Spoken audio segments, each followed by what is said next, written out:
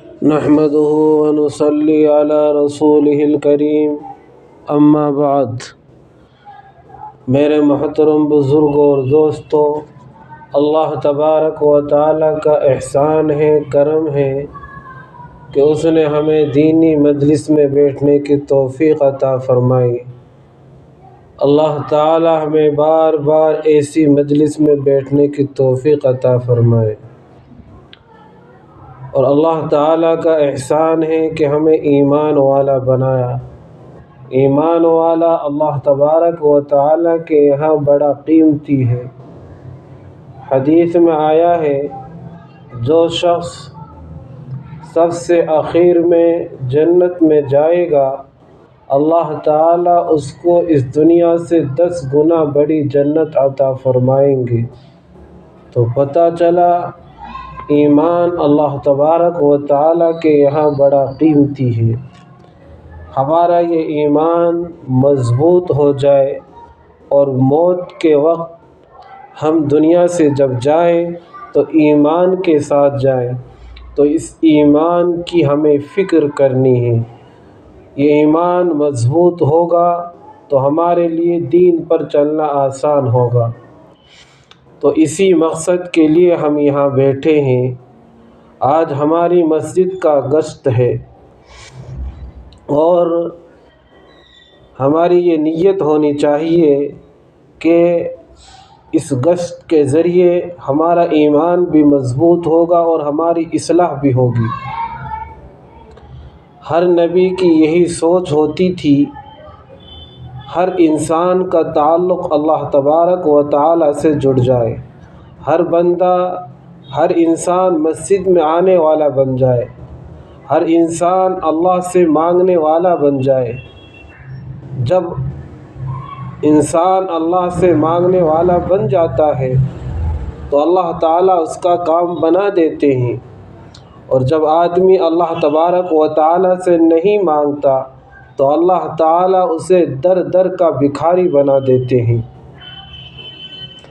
تو ہمیں ابھی اسی بات کی محنت کرنی ہے اور بے طلب بندوں کے پاس بے غرض ہو کر جانا ہے۔ ہو سکتا ہے ہمارے کہنے سننے سے کوئی آدمی مسجد میں آنے والا بن جائے، اللہ کے راستے میں نکلنے والا بن جائے، دین پر چلنے والا بن جائے۔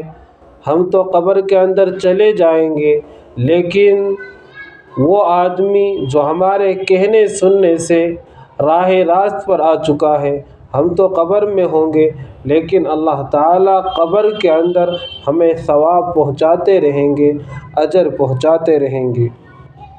تو یہ محنت بڑی اونچی محنت ہے۔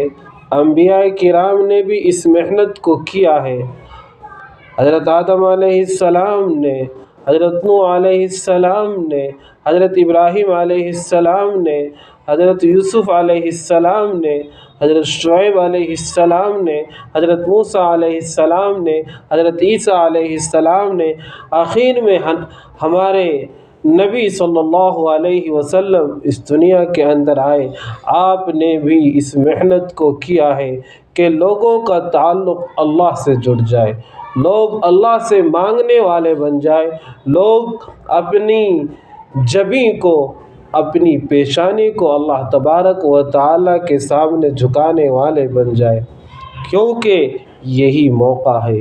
اس کے بعد نہ کوئی موقع ہے، نہ کوئی چانس ہے۔ حدیث کے اندر آتا ہے، اگر انسان پیدائش سے لے کر موت تک سجدے میں پڑا رہے، جب قیامت کا دن ہوگا تو اپنی اس عبادت کو بھی کم سمجھے گا۔ تو ابھی موقع ہے، ہم دین کی محنت کریں گے، دین کی خدمت کریں گے تو اللہ تعالیٰ کے احکام ہماری زندگی کے اندر آئیں گے، ہماری جو خواہشیں ہیں وہ مغلوب ہو جائیں گی۔ اگر ہم دین کی خدمت نہیں کریں گے تو ہو سکتا ہے اللہ تعالیٰ کے احکامات ہماری زندگی سے نکل جائے اور پھر ہماری آرزوئیں، ہماری خواہشیں احکامات کے اوپر غالب آ جائے۔ اس لیے ضرورت ہے کہ ہم دین کی خدمت کو اپنا کام سمجھیں۔ موت کب آ جائے، کہاں آ جائے، کیسے آ جائے کچھ پتہ نہیں۔ آدمی اس دنیا کے اندر لمبی لمبی امیدیں رکھتا ہے، خواہشیں رکھتا ہے، وہ خواہشیں وہ امیدیں کبھی پوری نہیں ہوگی۔ حدیث کے اندر آتا ہے کہ مرنے کے بعد ہی قبر میں جا کر ہی انسان کی خواہشیں پوری ہوگی۔ تو ہم یہ کام کریں گے تو اس کے اوپر فضائل بھی ہے۔ حدیث کے اندر آتا ہے کہ جو آدمی دین کو اپنا مقصد بنا لیتا ہے، خواہشات کو چھوڑ دیتا ہے، تو وہ اللہ کا قریب بن جاتا ہے، اور اللہ تبارک و تعالیٰ کو ایسا بندہ بڑا محبوب ہے، بڑا پیارا ہے۔ حضرت علی رضی اللہ تعالی عنہ کی حدیث ہے، آپ فرمایا کرتے تھے کہ نبی اکرم صلی اللہ علیہ وسلم نے فرمایا، تمہارے کہنے سننے سے ایک بھی آدمی راہ راست پر آ گیا تو تمہارے لیے سرخ اونٹوں سے بھی زیادہ قیمتی ہے، کہ وہ اللہ تبارک و تعالیٰ کے نزدیک اتنا قیمتی ہے کہ سرخ اونٹ بھی اس کے ہم پلہ نہیں ہو سکتا۔ عرب کے نزدیک سرخ اونٹ سونے اور چاندی کی طرح اہمیت رکھا کرتے تھے۔ اس امت کے اللہ تبارک و تعالیٰ نے تعریف فرمائی ہے اور فرمایا ہے بہترین امت ہے، اور کیوں؟ اس وجہ سے کہ تم لوگوں کے لیے نکالی گئی ہو، نفع رسانی کے لیے، لوگوں کی خدمت کے لیے، لوگوں کو نفع پہنچانے کے لیے۔ اور ایک دوسری جگہ اللہ تعالیٰ نے فرمایا اس سے بہتر بات کس کی ہو سکتی ہے جو لوگوں کو دین کی طرف بلائے، اللہ تعالیٰ کی طرف بلائے، نیک کام کی طرف بلائے۔ تو بڑے فضائل ہیں۔ ہمارے کہنے سننے سے ہو سکتا ہے کہ آدمی مسجد میں آنے والا بن جائے، راتوں کو اٹھ کر استغفار کرنے والا بن جائے، اور ایک دوسرے سے محبت کرنے والا ہو جائے۔ اس کے اوپر فضائل ہے کہ اللہ تعالیٰ ایسے اعمال کی وجہ سے اپنے عذاب کو، اپنے سزا کو روک لیتے ہیں۔ تو بڑا اونچا عمل ہے، دین کی خدمت کریں گے تو بڑا ثواب ملے گا۔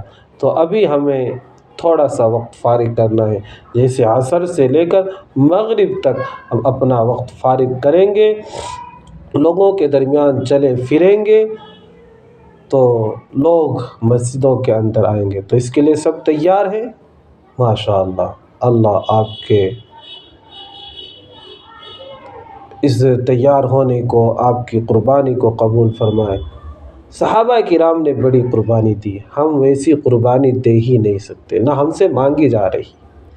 ہم تھوڑا کام کریں اخلاص کے ساتھ کریں، تو اس کے لیے 4 عمل ہوتے ہیں، 4 اعمال کے مجموعے کا نام گشت ہے۔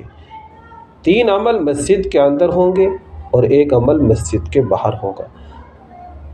جو مسجد کے باہر عمل ہوگا اس کے اندر کم سے کم 3 آدمی ہونے چاہیے اور زیادہ سے زیادہ 10 آدمی ہونے چاہیے۔ جو باہر جماعت جائے گی اس میں سب سے پہلے امیر ہوتا ہے، پھر رہبر ہوتا ہے، پھر متکلم ہوتا ہے۔ امیر کا کام یہ ہے کہ وہ جب ساتھی کو لے کر چلے تو دعا کرا لے، اللہ تعالیٰ کے سامنے عاجزی کو رکھے کہ اللہ اونچا کام ہے، بڑا کام ہے، ہماری مدد فرما۔ خود نہیں کر سکتا ساتھیوں سے دعا کروا لے۔ رہبر بھائی کا کام یہ ہے کہ رہبر بھائی محلے کے ہر آدمی کا نام جانتا ہو اور اچھے نام سے پکارے، اپنی نظروں کی حفاظت کرے۔ اور اسی طریقے سے متکلم بھائی کا کام یہ ہے کہ وہ ایمان و یقین کی باتیں بتلائے، ایمان کی اہمیت کو بتلائے کہ موت کے وقت ساری چیزیں ساتھ چھوڑ دے گی، کوئی بھی ساتھ نہیں جائے گا، صرف ایمان اور اعمال ساتھ جائیں گے۔ اور یہ بھی اور جب جائے تو زبان کے اوپر ذکر ہو اور دل کے اندر فکر ہو اور آنکھوں کی حفاظت ہو اور خوب دھیان کے ساتھ چلے، اور جب متکلم بات کرے تو سب اس کی طرف متوجہ ہو۔